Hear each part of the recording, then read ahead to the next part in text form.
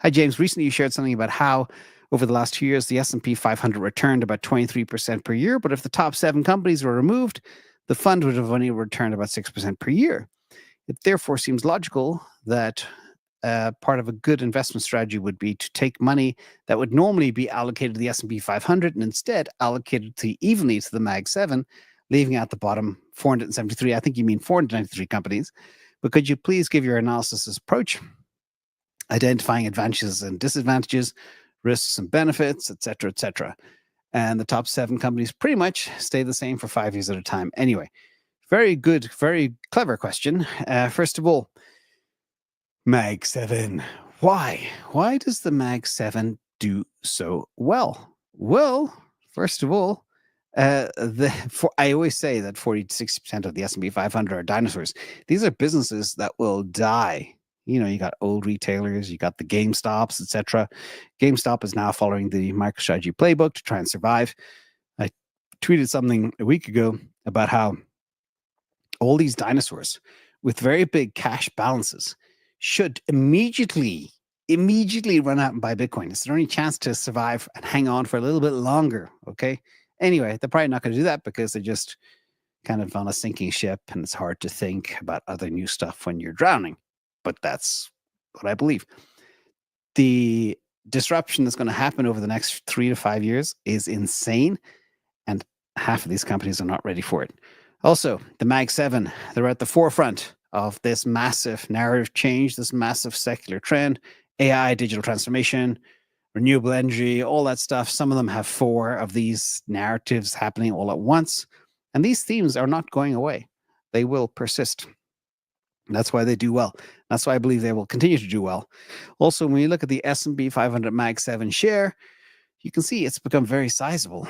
So even though there's only 7 companies, they make up 34% of the entire index, which is bonkers.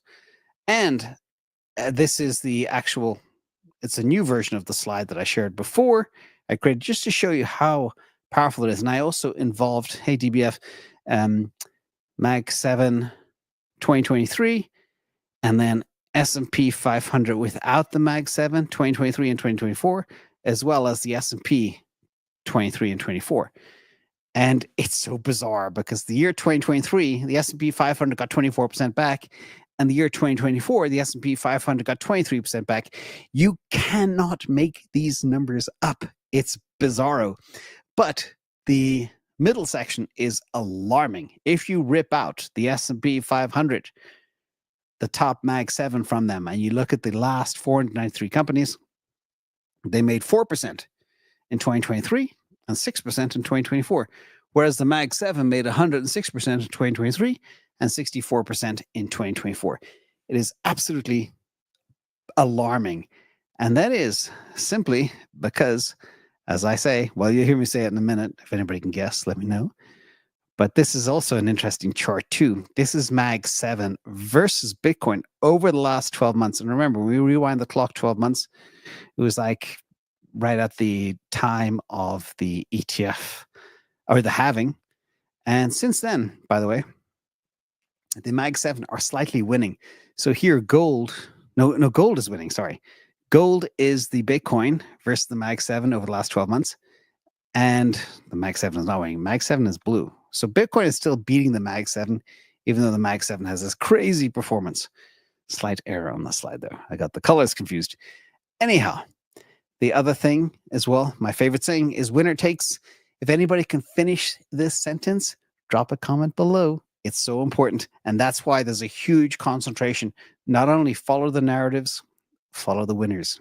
Okay. Ignore the rest. Excise the top 1%, and you'll do very well. So your strategy makes complete sense. It will continue. But remember, there are a couple of players in the Mag 7 that I personally wouldn't touch, one of them being Apple. I think Apple has run out of growth. The only reason the Apple stock is up is they keep spending billions of their cash on buying back shares. So watch for that too.